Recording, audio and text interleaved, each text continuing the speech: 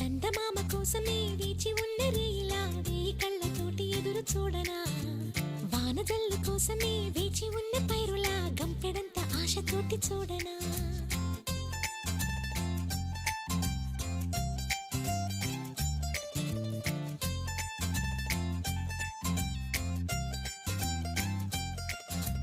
జోల పాట కోసం ఉయ్యాలలోన చంటి పాపలాగా, కోడి కూత కోసం తెల్లారు జాము పల్లెటూరిలాగా, ఆగనే లేనుగా చెప్పవా నేరుగా గుండెలో ఉన్న మాట.